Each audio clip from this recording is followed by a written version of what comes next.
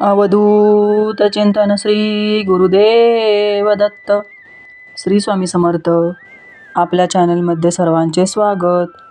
आजचा आपला विषय आहे, का सर्वात महत्त्वाची मानली जाते कामदा एकादशी. प्रत्येक एकादशीला करा हे उपाय.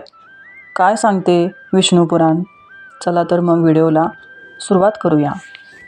भगवान श्री विष्णू असं म्हणतात की कामदा एकादशीचं व्रत ठेवणाऱ्याला एकाच व्रताने कित्येक पटीने जास्त पुण्य मिळतं. प्रेत योनीतून मुक्ती मिळून मनुष्यासाठी स्वर्गाचे दरवाजे या व्रताने उघडतात. इतकी या व्रताची महिमा पुराणात सांगण्यात आली आहे. कामदा एकादशीचं व्रत अत्यंत पवित्र मानलं जातं. असं म्हणतात की कामदा एकादशीचं व्रत ठेवणाऱ्याला एकाच व्रताने कित्येक पटींनी जास्त पुण्य मिळतं. प्रेत योनीतून मुक्ती मिळून मनुष्यासाठी स्वर्गाचे दरवाजे या व्रताने उघडतात. इतकी या व्रताची महिमा पुराणात सांगण्यात आली आहे. नेमकी या व्रतामागची कहाणी काय आहे हे आपण आज पाहणार आहोत. काय आहे कामदा एकादशीची कथा? प्राचीन काळी भोगीपूर नावाचे नगर होते. तेथे पुंडरीक नावाचा राजा राज्य करत असे. हे शहर खूप आनंदी होते. या नगरीत अनेक अप्सरा, किन्नर आणि गंधर्व वास्तव्यास होते असे म्हणतात. त्यांच्यात ललिता आणि ललित यांच्यात खूप स्नेह होता. दोघेही अतिशय आलिशान घरात राहत होते. एके दिवशी गंधर्व ललित दरबारात गात होते. गाताना त्यांना अचानक त्यांची पत्नी ललिताची आठवण झाली.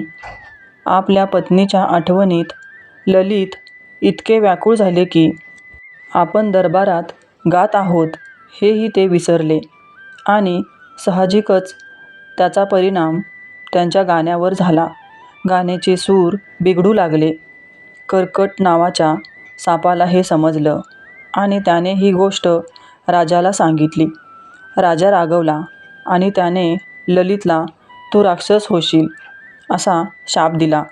ही गोष्ट ललितची पत्नी ललिता हिला कळली आणि तिला फार वाईट वाटलं. आपल्या पतीला वाचवण्याचा विचार ललिता करू लागली. ती शृंगी ऋषीच्या आश्रमात गेली आणि प्रार्थना करू लागली. शृंगी ऋषी म्हणाले की हे गंधर्व कन्ये, तू कोण आहेस आणि इथे का आली आहेस? तेव्हा ललिताने स्वतःबद्दलची सर्व माहिती ऋषींना दिली आणि पतीच्या उद्धारासाठी उपाय विचारला. ऋषी म्हणाले की आता चैत्र शुक्ल एकादशी येणार आहे. तिचे नाव कामदा एकादशी आहे. कामदा एकादशीचे व्रत करून त्या एकादशीचं पुण्य पतीला अर्पण केल्यास तो असुर योनीपासून मुक्त होईल. ललिताने ऋषीच्या आज्ञेचं पालन केले आणि एकादशी व्रताचे फळ मिळताच तिचा पती राक्षस योनीतून मुक्त झाला आणि त्याचे जुने रूप पुन्हा प्राप्त झाले. त्यानंतर हे दोघं पुन्हा एकदा आनंदाने राहू लागले. विष्णू पुराणात या कथेचा संदर्भ पाहायला मिळतो. ही गोष्ट वशिष्ठ ऋषींनी राजा दिलीप यांच्या विनंतीवरून सांगितली होती आणि युधिष्ठिराच्या विनंतीवरून हीच कहाणी श्रीकृष्णाने युधिष्ठिराला सांगितली होती. प्रत्येक एकादशीला हे उपाय करून पहा. एकादशीला प्रभू विष्णूंना केशर कालवलेल्या दुधाने अभिषेक करावे. याने प्रत्येक मनोकामना पूर्ण होते.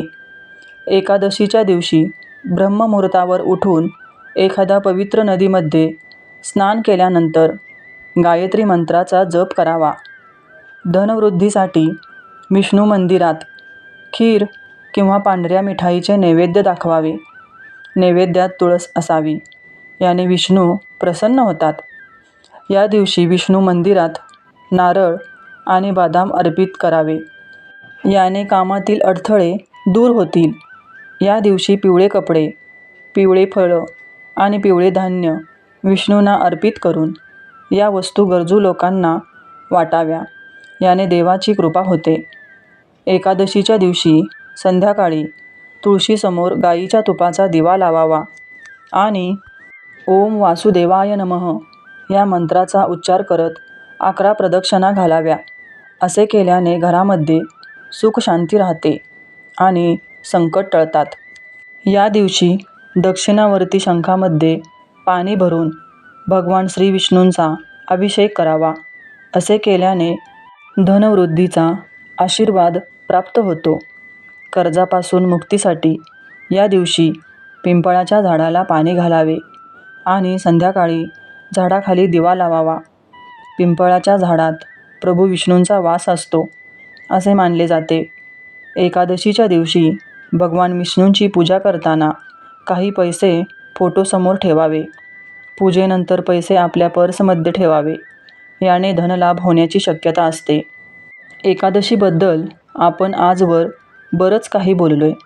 बेसिकली एकादशीचा उपवास हा सूर्योदयापासून दुसरे दिवशी सूर्योदयापर्यंत करण्याचा प्रघात आहे. तो द्वादशीच्या दुपारी सुटतो असं म्हणतात. त्या जेवणात मांसाहार, कांदा लसूण नसावा. मधुमेह किंवा विशिष्ट परिस्थितीत दुसऱ्या दिवशी सकाळी न्याहारीला तुम्ही उपवास सोडू शकता. एकादशीच्या दिवशी असा उपवास करणे अगत्याचे आहे.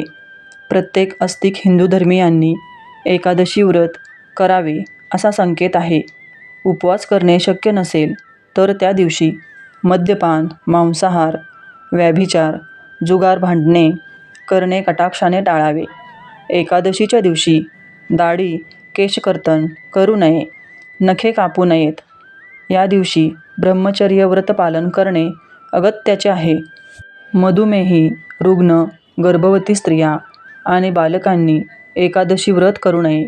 मात्र त्या दिवशी मांसाहार, मद्यपान, कांदा लसूण खाणे वर्ज्य करून वरील बंधने पाळावीत. एकादशीच्या दिवशी भात, तांदूळ, तांदळाचे पदार्थ हे कटाक्षाने वर्ज्य करावेत.